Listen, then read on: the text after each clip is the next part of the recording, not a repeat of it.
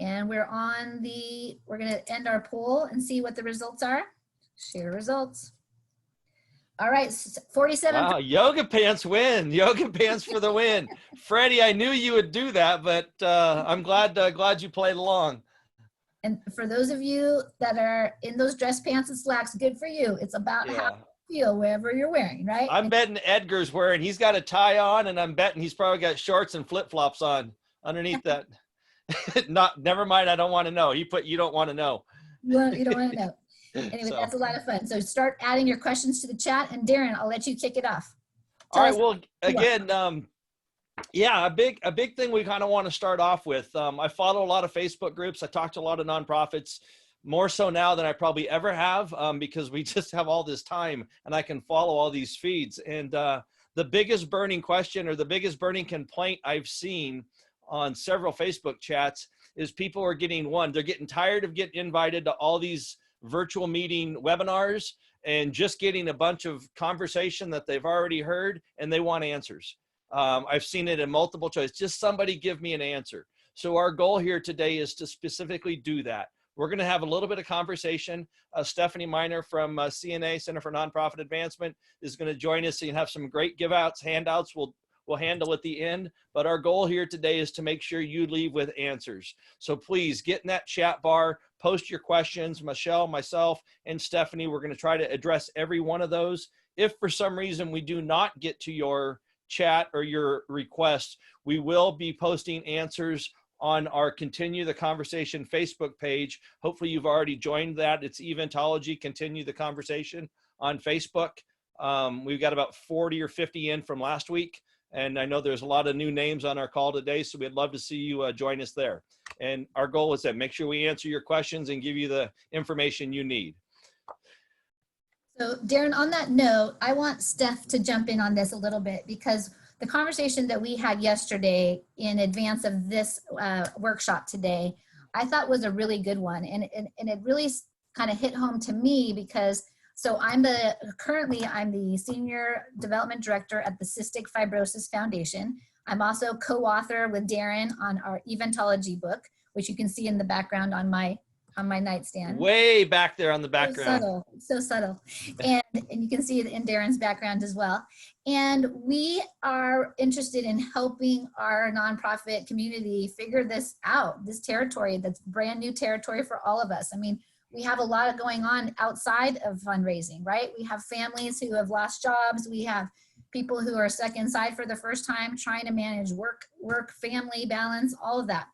So it's not like there isn't enough going on. And now we're also thinking, oh, how are we going to fundraise in the spring? And I asked Steph about this yesterday, and I really love what she said. Basically, I said, is it even okay to ask right now? That's a big question for all of us. Steph, what do you have to say about that? My answer is that we should never, ever take away our donors' opportunity to give. They supported your nonprofit before all of this happened.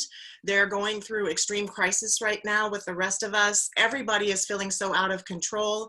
And if they are approached to give, they can say no, but they probably will not. And that's what we're seeing time and time again. It lets them have a sense of control. It lets them be a hero in a time where there aren't that many heroes. So no matter what you do, do not stop fundraising. Now, of course, everything we know about fundraising is kind of thrown out the window, but there are still good practices and there are still things that we need to do every single day to continue to raise money for our programs and our nonprofits. And Steph, you teed something up recently, did you not? Yes. You teed up a program? A program? Yeah, for a virtual event, a little bit of fundraising. What are you talking about? You have a program that you just launched online within the last couple days? Your direct mail. Oh, okay, I'm sorry. Wow, really?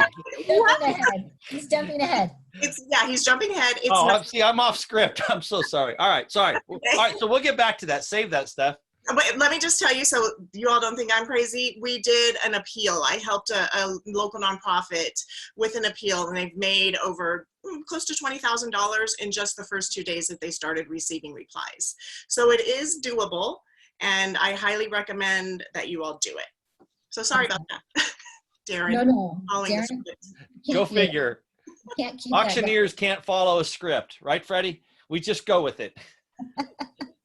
So on that note, I really like, Steph, what you were saying about this, and I think it rings true for a lot of us, but I bet a few of us on the phone, and even me, think, well, maybe I'm not the right nonprofit for this time. So for instance, like if I'm not on the front lines, right, and if I'm not a first responder, if I'm not a healthcare operation, you know, who's funding our nurses and support for that, or the homeless population who's seriously impacted by this, and some of those high needs nonprofits, is it still okay for me to ask for my pet relief, you know, nonprofit? Is it still okay for me to ask for my cystic fibrosis foundation that's nationally funded, and we have a lot of support in the back end, and we're trying to get to that cure for CF, and now the you know, big ask is for a cure for COVID. So what would you say to me?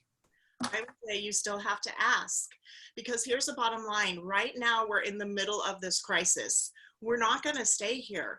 When we get through all of this, we still need museums to go to. We still need the arts. We need the sciences. We need our pets to be cared for. So you still need to ask. You can frame it in a different way. You can say, we know that there's so much going on in the world, but your causes matter. And here's the thing, you already have donors who love what you do. Do not take away their opportunity to support you. Just because there's COVID-19 doesn't mean that they're not going to go support somebody else who needs it, but don't take away their opportunity to give to you. They want to see you exist afterwards. And the only way most of us are going to be able to do that is if they donate, and they know that. So do not be afraid to ask respectfully and in a way that makes sense. Awesome. That's great. Darren, when we talk about options for spring, saving our spring, and we talk about giving right now, what are a few of the things that we've talked about in preparation for today? What are our three? Do you want me to send them to you so you know the answer to this question? Wow. Just because I don't follow script doesn't mean I can't just kind of go with it. What are three ideas? So a couple things that I've shared. There was a question on a Facebook group that I follow. It's, you know, someone heard a lot about virtual events, and she was kind of, you know, questioning, what is a virtual event? How does it work? And what are the options? You know, there's wine, painting and wine. It's like Pinot and paint. There's groups that you can do where you're the nonprofit, you're sending it out to your database, you're sending out the white canvas, you're working with an artist that already has this, they're drinking their own wine, you sent them the canvas, maybe they've donated $25 or $50 to your nonprofit, you're sending out the canvas, and you're teaching them how to paint. It's a virtual event that you can do. It doesn't have to be a big blown out gala. It can be within your own little network, and then it can get out. You want that to get out. You can do poker parties. You can do, you know, e-gaming, you know, EA Sports. Just do fun events. Online poker is a great fundraiser that you can do within your own database, just to give somebody a reason to play with people with like mind and like causes. Michelle, we talked a little bit about virtual events. You want me to talk about that now, or is that later? Because I'm not following the script, obviously. Okay, no, you answered the question. One of the things that, you know, we've been talking about in our office and in the kind of the fundraising community is that now is a really good time to steward our donors, right? So yes. Even if we're not making a real ask, it might be a great time for us to take the time to thank our 2019 donors and just to touch base with them to see how they're doing, do some real cultivation and some stewardship activities. And a few things that we've seen is to just invite them to like a Zoom lunch and send something out. We did a really cute activity at CF actually last week. Someone in our office invited the families to host a Color With Me activity, Color With Me. And we got a CF kiddo who's 12 years old. She hosted it and she drew monsters, and we had 25 people on there. And it just was a really nice way to bring the community together, feel good. It wasn't a fundraising ask, but it just was something that we're doing to keep the cohesion moving forward. You know, so I thought that's just something to share. It doesn't have to all be about fundraising, but certainly we'll get to that virtual event space. So one thing that I want to jump in on is digital campaigns and digital marketing. And we have three topics that we are going to present today. One is creating a digital campaign, and I'll give an example of that in just a second. One is doing a direct mail appeal, and then Darren's going to jump in a little bit further in the pool with a virtual event, like a virtual gala, for instance. A big cannonball. It's going to be a splash. Big splash. And so backing up to the digital campaign, one of the things that we have seen before, and I've used it in jobs past in fundraising, is to create a compelling mini digital media email fundraising campaign, right? It's just, this is a good time to do this. And if you've been waiting to set up your email platform, or if you've been waiting to try out a new donor software, now is a good time, because those tools are created to make that job easy. And I'm going to give you 4 things. Write this down. Get a pen. Everybody get your pen or a pencil. I'm going to give you 4 things you must do to have a great digital campaign, and they're super easy. Number 1, you have to have a title and a brand. A title of a brand and a brand of the campaign. So 50 grand in 50 days. That could be the title, right? If you're if you have a cat rescue, you might say, hot on a tin cat, hot on a tin, wait, cat on a. Go ahead, get this out, Michelle. This is fun watching you. Cat on a hot tin roof. Yeah, thank you. That. So you Wait, Stephanie for the assist. And you want to make a brand, because we practiced that yesterday for almost 10 minutes and she still couldn't get it out. Couldn't get it still. The point is, make a title, create a brand, create a logo for it. Doesn't take too much work. You can use Fiverr to have somebody create a little brand logo for you, and stick with that. Also, plan for 30 days and execute for 30 days. Okay? So you want to look and feel, create it, but plan it well. Plan it for 30 days, execute for 30 days. Or in the case of 50 grand in 50 days, execute it in 50 days. You want a starting point, and you want a hard stop. And it doesn't have to be 50 days. I've seen 72-hour campaigns that go through Friday through Sunday. And it's more immediate in kind of putting those. So you have, you've got options. I'm glad you brought that up, Darren, because when I say 50 grand in 50 days, think about the size of your database. That is what you're going to use. And so what is realistic for you? Is it 10 grand in 2 weeks? And think about what your goal is, but set a goal and share the goal. Make sure you're telling your audience how much you're trying to get to, what you're going to use the money for. And then the last one is tell the story.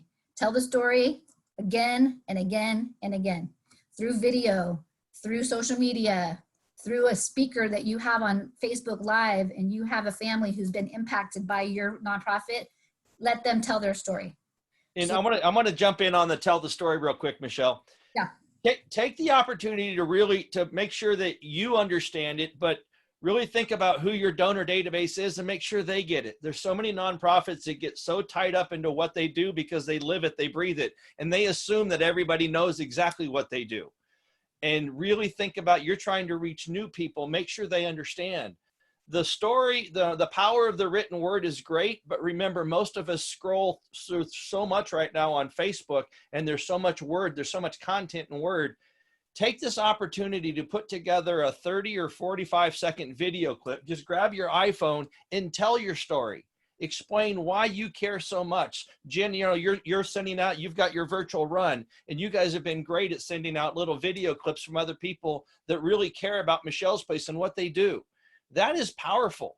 That's the story. But there's an art to telling a story. And if you joined us a couple weeks ago, we talked about it, and I'll talk about it again. It's called Stories That Stick by Kendra Hall.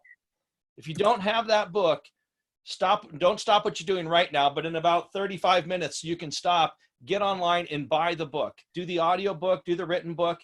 I've listened to it probably 10 times or more. Stories That Stick by Kendra Hall. She walks you through the how-to tell the founder story, the why story. She's got 15 different stories, and every one of you on this phone call have your story. Share that and really think about, when you know how to tell the story, you're going to be a lot more impactful and you're going to see results. Don't just get on there and babble for 20 minutes and get into the weeds of your story. It won't work. It really won't work. And Steph, what would you say about this digital campaign and creating it? What have you seen work? I think that things need to be very succinct. You need to spell it out for people. You need to tell them to like, you need to tell them to share, you need to tell them how to do that and why it matters. Anything else is just fluff. Do not overthink it. Do not oversell it. It just has to be something that someone can see and instantly react to and they want to be part of. And it's just that simple. Yeah, I'm glad you brought that up because you need to make the giving easy. You need to have a button to push to make a donation online. I want to say something. There's Yeah. a saying in the marketing world, a confused mind always says no. Think about that. If you don't understand something, your first impulse is to say, no, I know, I'm not going to do it. So Right. you have to make things easy and doable and just push them right through it in a caring way, of course, but make it very simple. Yeah. A real quick thing that just came in on our chat, a shout out to AJ. She's a queen bee from Fundraising. She said there's a great digital appeal campaign that you can Google from Stephen, it's fine, Stephen Sheen, S-C-R-E-E-N. He's got a video on appeals during a crisis. She said Yes, it's amazing. great. I haven't seen it, but she's recommending it. Steph, you may know about that. Excellent. Yes. Yes. That's You know so what? cool. AJ, thank you for sharing that. AJ, good. I'm so glad you shared that. We will put that in this Facebook group because you all really need to hook up with that guy. That's awesome. That's great. Okay, so that gives you kind of broad strokes about a digital campaign and gives you the idea. It's something that you can do right now with the right messaging. And speaking of messaging, Steph is here to help us with this because she has successfully crafted a message as part of her next thing. And we're going to talk about direct mail appeal and how to execute that. Stephanie. Can we launch our little poll first? Please, yes, here we go. Coming up, here's a poll. Get ready. Get your trigger fingers ready. The first one that responds, well, you don't get anything, but it's fun. We are going to find a reason to give away this toilet paper if somebody needs it, or a book.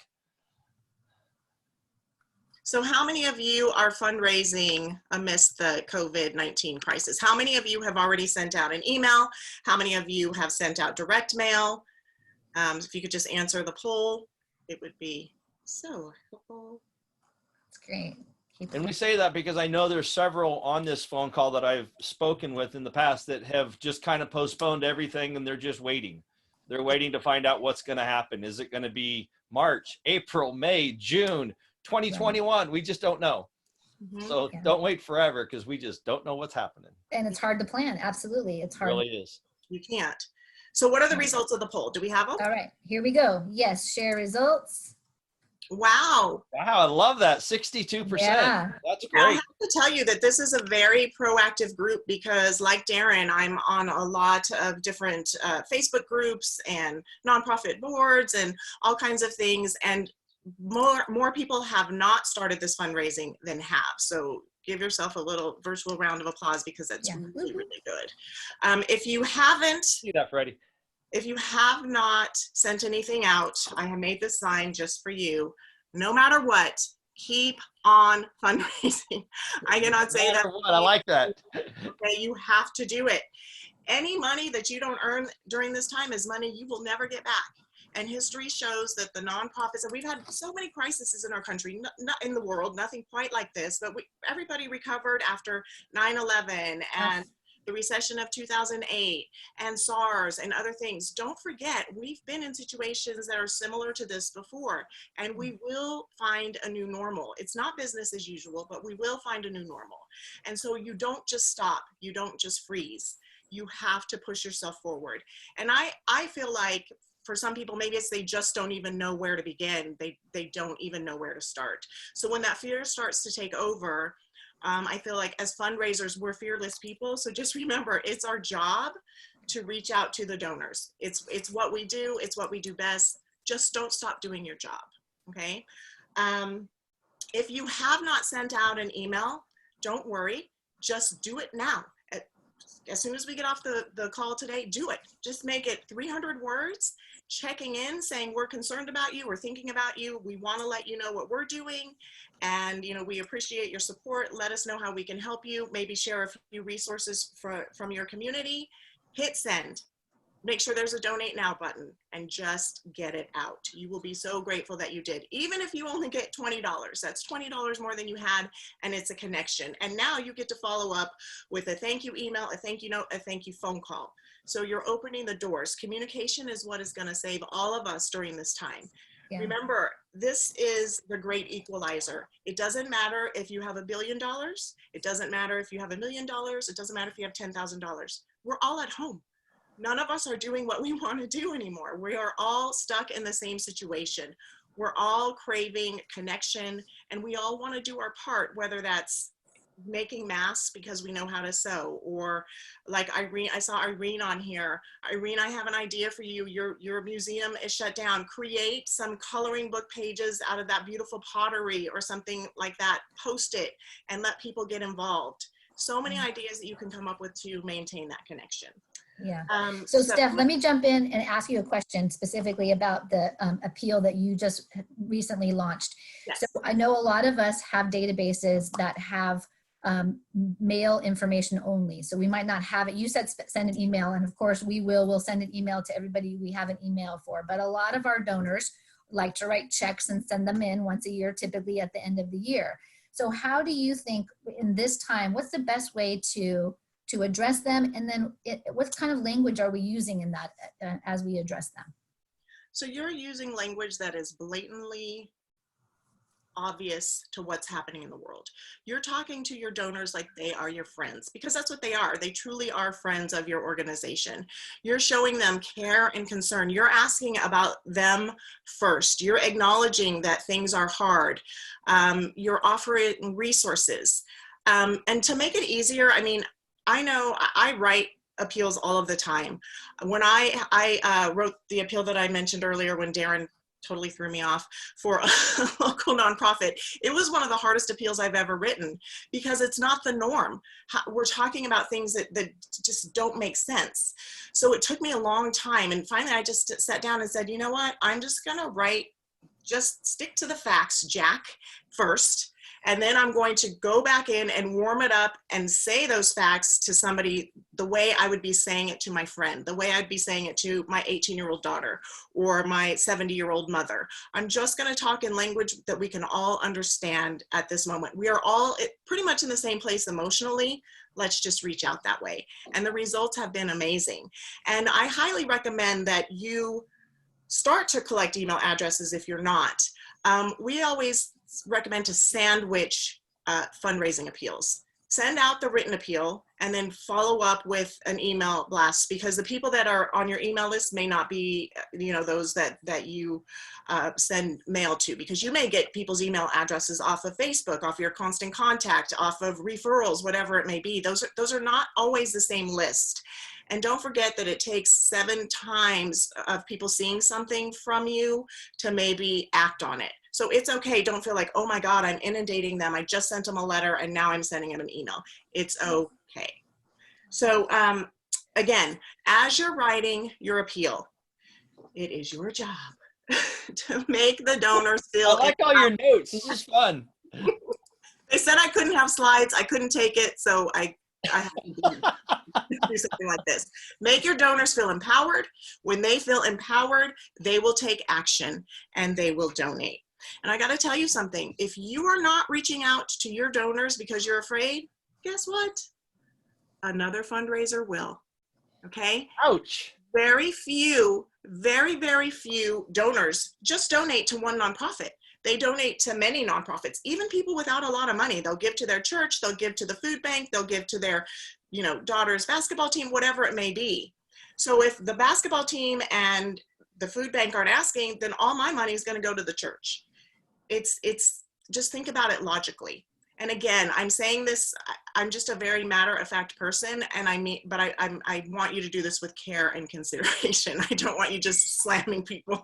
It's just I get excited about this kind of stuff. So yeah, no, it's so true. Let me jump in and add something, because my wheels are turning as you're speaking about this. And one thing that I've seen work really well with that sandwich style appeal, where we send a direct mail out, we support it with email and social media, and then we even maybe send a postcard like, hey, last chance, we're down to our last week of fundraising.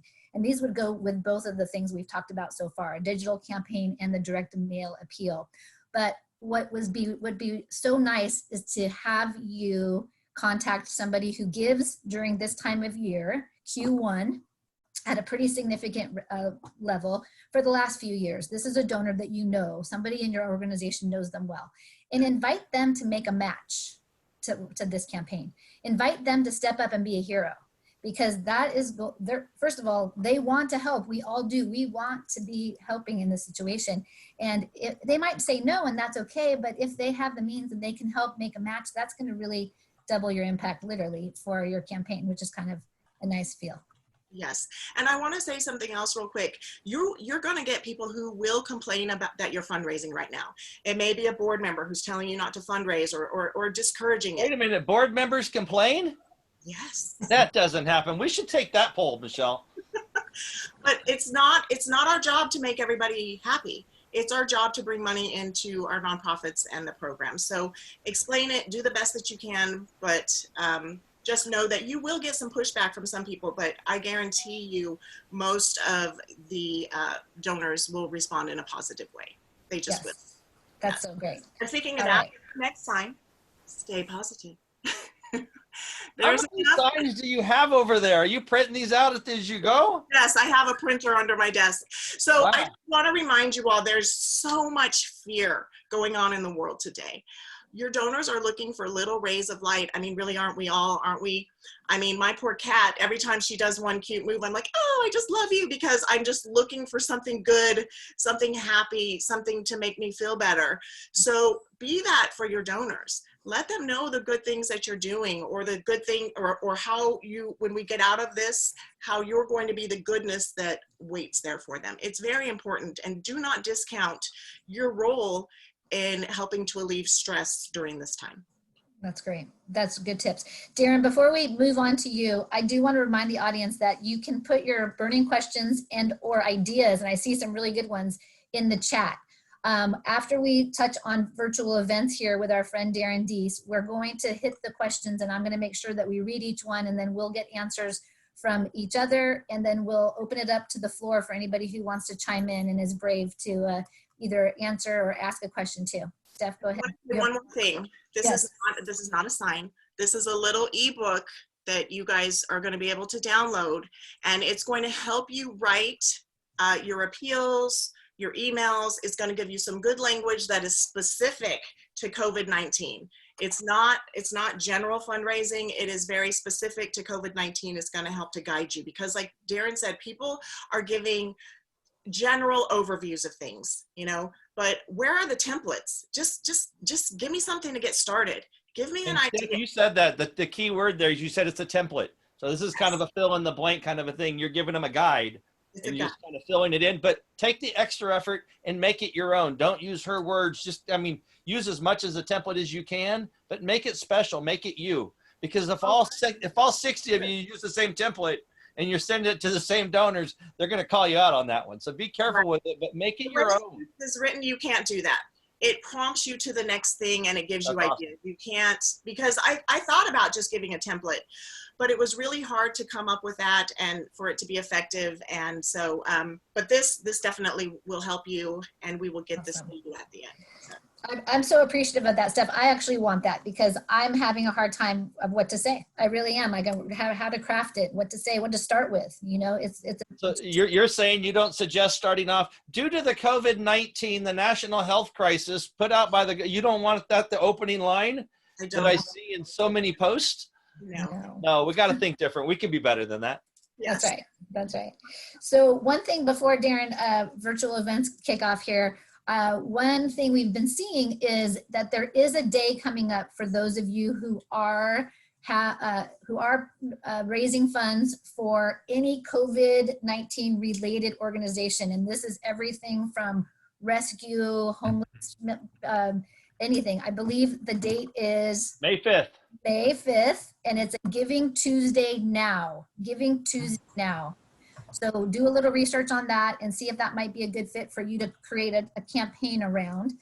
It is a National Giving Day, and it is for any nonprofit that's in the field that's related to any of the COVID-19 needs. So, feel free to look it up and use that as you can. Go ahead, Dee. Virtual events. Before Darren goes, we will at Center for Nonprofit Advancement, we'll create a little toolkit. What is that backdrop you have there? That is adorable. Got to change it up. Yep. Yeah, so we will put out a toolkit for that new day of giving. And then also on our website, at the end of today, it's already written, but I have to figure out how to post it in a way that looks good. I have a blog that tells you all about 6 places where you can find different cool virtual backgrounds for all of your Zoom meetings. And this is one of them. The one behind me right now is from Canva, and it was free. Awesome. Yeah. So I'm not going to spend a whole lot of time because we're down to 20 minutes and we still want to get, and we said roundtable. We want to hear from you guys. So we're going to give you time for that. But the virtual events, can it be done? Yes. Has it been done? Yes. The really simple things.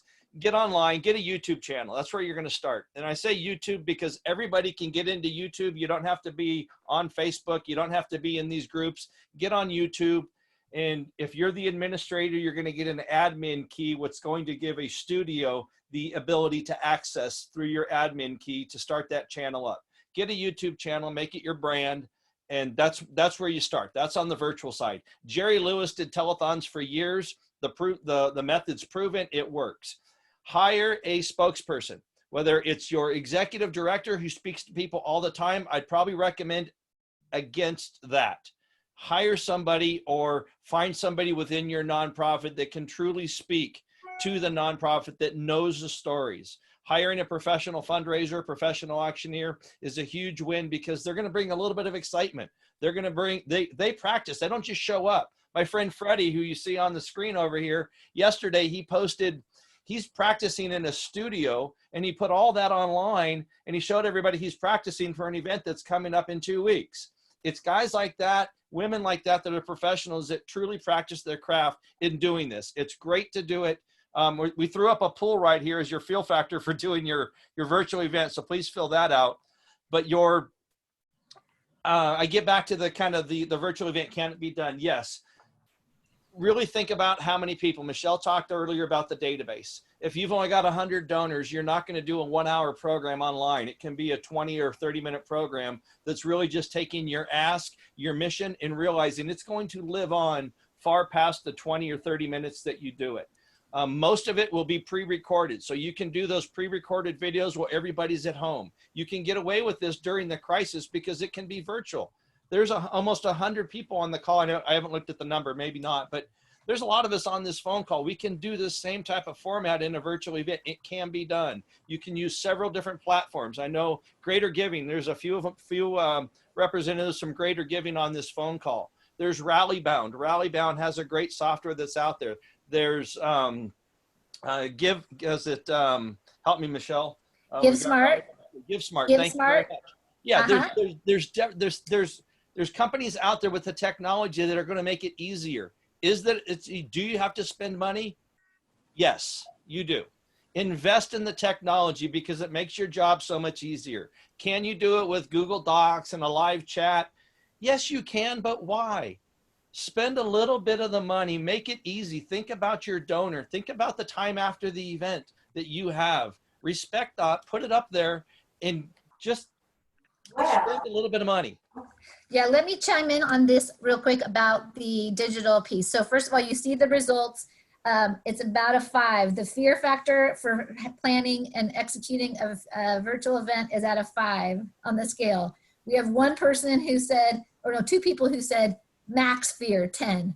So we're gonna try to take a little bit of that away for sure. But one thing that many of us can relate to on this call, and that is that when we first looked at a donor software, this is like your CRM, when we first looked at either switching from an old one to a new one or investing for the first time in that donor software, all of us said, oh my gosh, it's going to cost so much. Is it going to be worth it?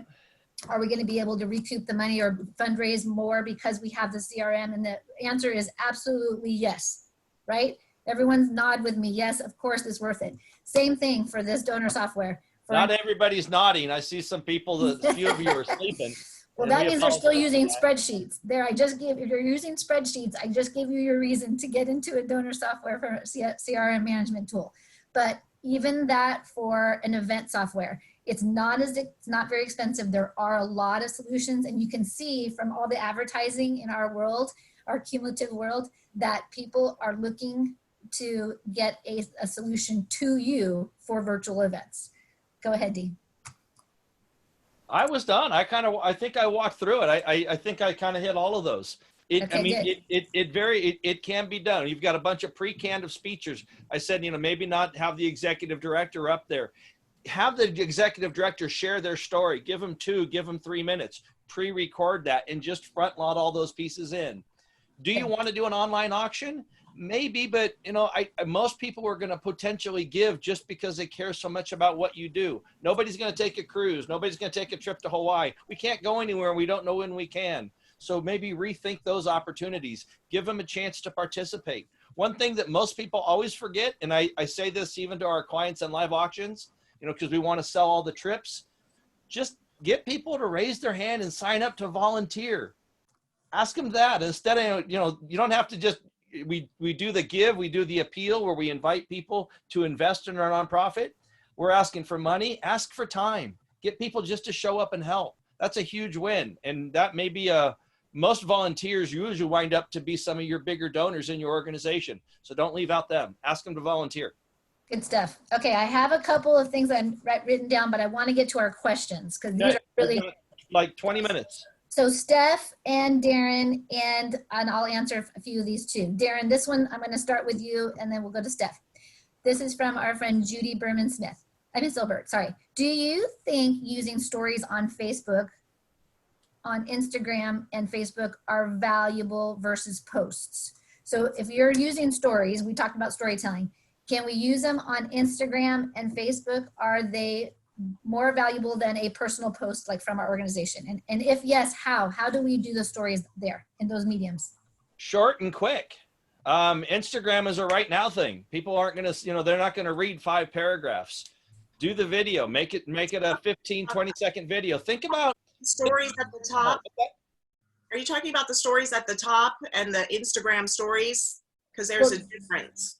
Right. So you're right. Sorry. You're using stories on Facebook and the Instagram stories. Yep. That's what she's asking. So I guess, and I may be answering this wrong, Steph, I'll let you chime in, but that story, think about the power. How much can an advertiser or a commercial get across in 30 seconds? If you can't sum up what you're doing and why in less than 30 seconds, we see it every day on TV. You hear some great stories. You can do it. Knock it down to 30 seconds and get that out. Make people cry. That helps. Steph, you want to chime in on that? Because you're a social media guru. No, but yes, I say yes to Instagram stories and Facebook stories. When you log in on Facebook from a desktop, your stories are right up there and you want to see what's happening. You've got that list of people. It's something in marketing called an open loop. You can't look at something and see just a piece of it and walk away without, you need to go back and close the loop. So if I land on my stories and I see something happening mid-action, I need to click on that and find out what is this about. So it's a really good free way to get people to look at what you're creating. And then if you're good at making stories, they'll start to look forward to them. So I highly recommend them on Facebook and Instagram. Yes. Awesome. Well, I just got a private chat with a question because I brought up on the virtual event as far as trying to find the studios. You know, people think maybe you don't have studios in your neighborhood. Go to the church. 9 out of 10 of them, they are doing a virtual event every Sunday. They have all the technology, everything's there. They're doing it once a week. They're getting that whole message out. They have everything you need. Get on that stage on a Tuesday night and tell your story. Bring it in. It can happen. They're easy to find. Awesome. And then on that note, I see in the chat that T. Shaw says, we have already partnered in 7 virtual galas. T. Shaw, do you want to unmute yourself and talk a little bit about what you're doing? That's funny. I called her out earlier. I said, I want to know more about it, but now you saw that one too. So yeah, step up. Where are you? T. Shaw. There I am. Can you hear me? We can. Great. Actually, Darren's hit it spot on. It's very much like a Jerry Lewis telethon. or the PBS telethons if you've been used to them. So we found a lot of success having recorded content and then a live element also. Of course, you need someone to help produce that. And generally, we have the nonprofit who is involved with the production of that. But having the pre-recorded, again, because people, when they're on the camera, sometimes they'll stutter, sometimes they'll have issues. And the life of these galas can only last about an hour. Anything longer than that, and people will tune out. So you want to make sure you have, for example, we'll have I'm sorry, I heard someone in the background. We'll have an appeal. We'll have an appeal from someone that's on video. But yet we'll have a live auction. Can you mute everybody, That's Michelle? actually in real time. Yeah. ACUSTIC. ACU. Oops. Acoustic. And then unmute T-Shaw. Carol, can you mute yourself? Oh, I'm sorry. That's okay. There you go. Okay. I don't know if you heard the last part, but you definitely want to have an element where it's pre-recorded as far as testimonials go. It's crisper. There's a script that can be involved. It goes much more effortlessly. But the other part that's live is where we've had a lot of success having our pledges live, of course, in real time, our live auction in real time, and then we'll have our silent auction last for about 4 days, and then we'll close it off in real time at the end of the event. So we've had a tremendous success. Matter of fact, the last event we did produced 50% more revenue than their brick and mortar event did last year. That's awesome. So it was great going that way. But it does take an effort, and you have to have experience. And we found our way after the first one, and we have a great format that works with that too. And Darren, I'd love to talk to you about that offline. Yeah, I'd love to. Thank you. Please reach out. But thank you. Thank you. Appreciate you sharing. Very good. Awesome stuff. So I have one that's from Carol. It says, we have new deck approved by our partner, which is the United Nations. If we get $100 or $1 from each person, we have a plan virtually to make videos for our film festival at the UN. We are on mobile and web. We are going to plan a physical event, but most likely this summer will be virtual. We get films from 31 countries, all of who are suffering with COVID-19 that stay in place. So we are asking for submissions from youths around the globe. That's a good idea. We can create a feel good for all the stories. We can see everyone wins. That's cool, especially for an international organization. That's a great idea. You know, remember that we're not the only ones dealing with this. In fact, most of the other countries have been dealing with it for longer, and they're maybe coming out of it a little bit more, right? So they're really ready to get some interaction. So those are all really great. Carol, thanks for sharing that. That's awesome. I agree, T-Shaw, donors want to be engaged. He says, reach out and you'll be surprised.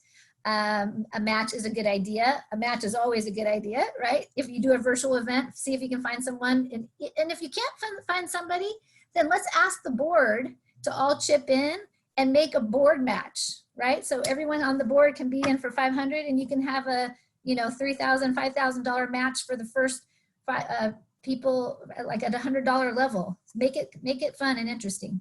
And tell them how the $100 has an impact. I mean, we did a client I was working with, and they may or may not be on the call. I haven't looked at all the names, but they said, we shouldn't fundraise right now because, nobody wants to give.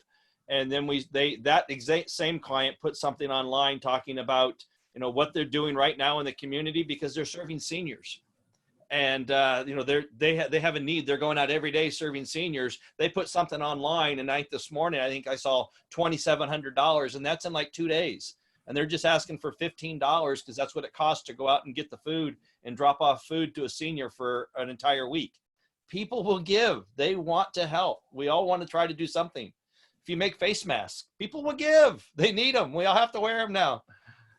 Yeah, that's very good. Someone down to 10 minutes. Yeah, someone asked how we can get the downloaded book from Steph. We will provide an email after the workshop today with the contact info to secure that. And then I see, where can you find professional paid spokesperson? Darren, can you answer that one? Oh, a professional spokesman. Yes. Check us out. Fundraising auctioneers are the best fundraisers out there. And I say that because this is what we do. We live for it. And Freddie, I'm going to let you kind of jump in. So unmute yourself on that as well. I think there might be a couple other fundraising benefit auctioneers on here. This is where we really try to shine. We work, if you get the right auctioneer, the right fundraiser, and some people want to use the news anchor. The news anchor is great because they bring credibility, but they may not understand your nonprofit. If you're going to hire a professional fundraiser, they're going to dig in deep. They're going to know more about your group than probably some of your board members even know. If you give them a chance to get involved and don't say, just show up and help me from 6:15 to 6:45. That's all we need you for. We don't want to pay you anymore. We just need you for 30 minutes.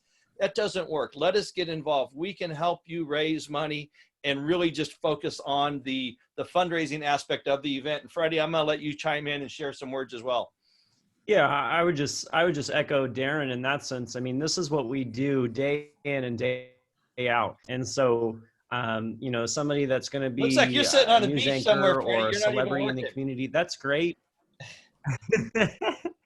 But really, I mean, this is our job. We do this, you know, all the time. And so it's about keeping the energy going. It's about getting people excited, but it's really about being able to communicate those mission points. So hire Darren.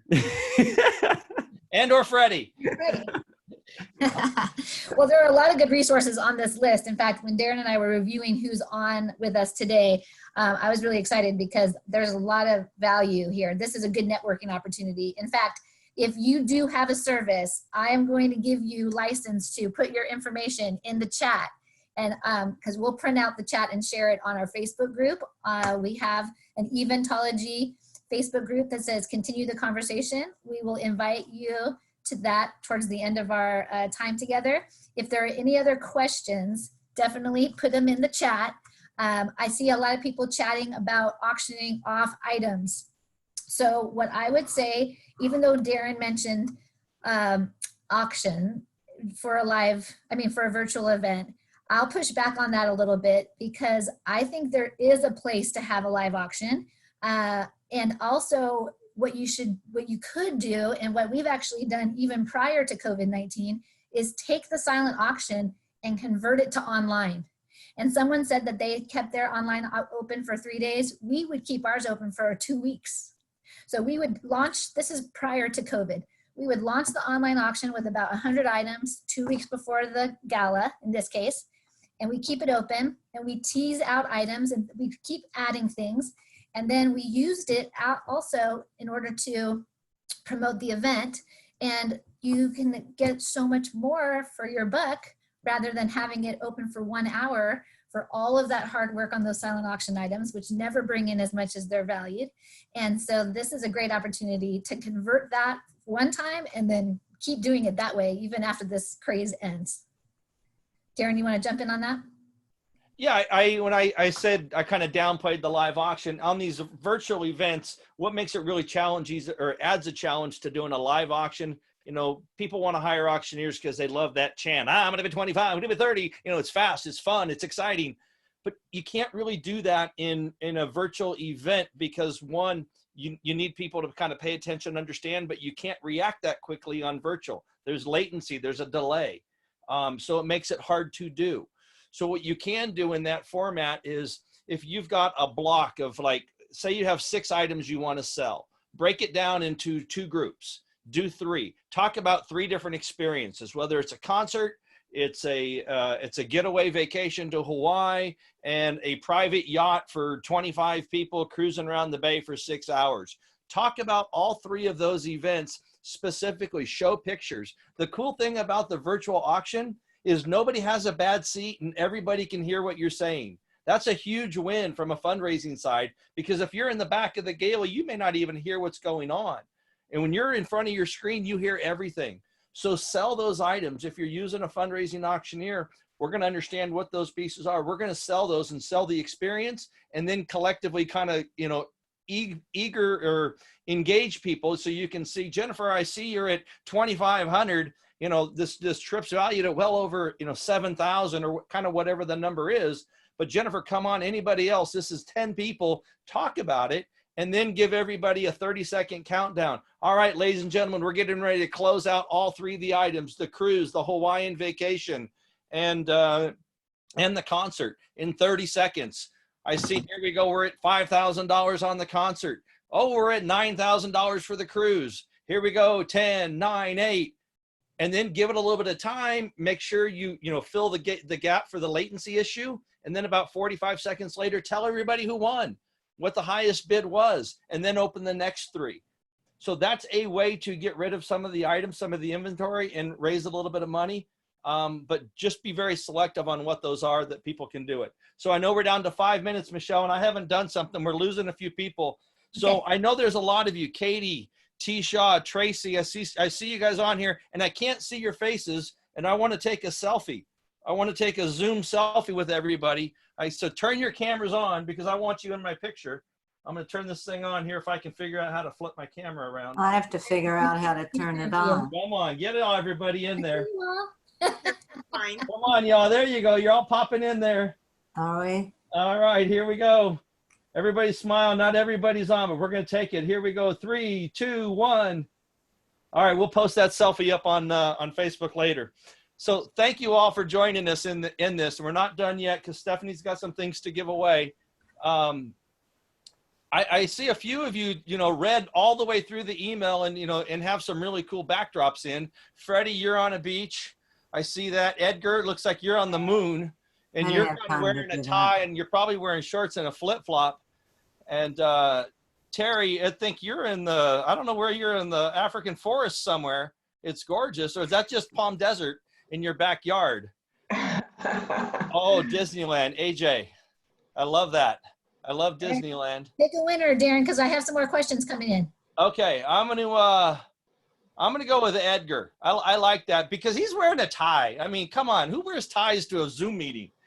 So Edgar, you get to choose. You're gonna unmute. You get to choose. We have the Eventology book, which you can find online. Our Audible book just came out last week. So if you want this on the audio version, Michelle and I actually read the book. It's a lot of fun. We made a few mistakes. You'll hear those, but it's fun because we laugh and we move on. Or we have the, I can't find it anywhere, but I got this yesterday. I've got the 12 mega rolls. It's like 48 rolls of toilet paper. You can give them away. I'll send you this or I'll send you a book. And Edgar, you choose. Tell me what you want. Let's go with the book. Oh, good. We'll go with the good. I was going to get in so much trouble from my wife if I gave that toilet paper away. I felt that you were going to get in trouble. So, I love it. Hey, I have a question. I have a good one for Steph. Before COVID-19 hit, we were in the process of hiring 3 new employees. We've chosen not to fill the job descriptions until we see where COVID-19 goes. With new employees being added to the office, we were going to do a match to do a little remodel to the office. Would it be okay to start that match ask now for the remodel, or is this type of ask too insensitive? I would not go with that type of ask. I really wouldn't. There has to be another way that you can frame it. You still need to be making an ask, but your donors are going to know that no construction can happen right now. Especially if you're in the state of California, none of that work can be done. So if they have a $100 bill in their hand, they're going to say, let me go give it to the food bank because they're doing something with it now. But that being said, I don't know what nonprofit you're with, but there's got to be a way, there's got to be something that you can ask for. But I personally would not ask for that right now just because it doesn't resonate with what's happening. I want to say something very quickly. We're talking about virtual events and we're talking about hiring an auctioneer and all of that. And that could be overwhelming to everybody, but do not take it off of your back burner. Keep pushing towards that. But in the meantime, right now, send out an email appeal and send out direct mail. That will get you started now. That will get the ball rolling. And so as you're moving along with the virtual thing, start getting other things out, but don't let the virtual thing go because it seems overwhelming. And if you hire a professional auctioneer, they're going to make it easier for you. But just get started now, move forward in a positive direction. I just wanted to put that out there. Awesome. Deborah asks, I'm really new to virtual meetings. How do you get a copy of this chat from us? So we'll share the feed because there is good information in this chat. We'll send it out as a text file to you following the event today. The next one. Are we going to send that out or are we going to post that on our page? Well, it's a long text file, so we'll send it out to the people that were here with us. Okay. Yes, and then we'll put it on our Facebook page for on our group, and I'll add. Yeah, if you missed last week, you go to our Facebook page. There's an hour Zoom meeting that's recorded. You can watch that back, and then we'll get this recording up probably by tonight or tomorrow morning. But I heard it was really nice. it was. Thank you, Carol. Yeah, I wasn't able to do it this, Carol, but I heard it was really good. This was exceptionally good today. I thank you. Thank you, Carol. We appreciate that. That's awfully nice. Thank you. All right, so we're at 1 o'clock on the nose. I appreciate you guys being really on time and succinct. Yeah, good job. Thank you very much, Terry. Thank you. I know we have, we're really big on that. Yeah, so with that, we're pretty much out. And if we didn't answer your questions, please throw them in the chat box. Reach out to Michelle Gilmore, Darren D, Stephanie Miner at the Wrap. Stephanie, a huge thank you for coming today. Abby, thanks for the thumbs up. Stephanie Miner, she's with the Wrap Foundation and Center for Nonprofit Advancement. She's a director out there. She has a ton of resources. Oh yeah, that's where my office is. Yeah, I'm in the Wrap building in Palm Desert. Yeah. Great, Carol. Thank you. But she has a ton of resources, so reach out to her. Michelle, we'd love to help. Shout out to my buddy Freddie up there. He's a fundraising auctioneer up in Northern California. I know are we competitors? Absolutely, but we're still friends. We work together. We talk to each other on a regular basis. Fundraising auctioneers across the United States, hire them. They're good. They will help. They'll make your job easier. It's worth every penny. Some are worth more, but most of them are worth every penny. Michelle, anything else you want to add? We're out of here. We're already over time. Follow us on Facebook, and we'll send you guys follow-up email from today. And we're so happy that you joined us, and keep up the good work. We're going to get through this. We will. I promise. No, thank you all. Thank you. Thank you all for joining us. If you don't know how to end the meeting, on the bottom right-hand corner there's a leave meeting as you're on your way out. Abby, thanks for coming. Edgar, thank you all.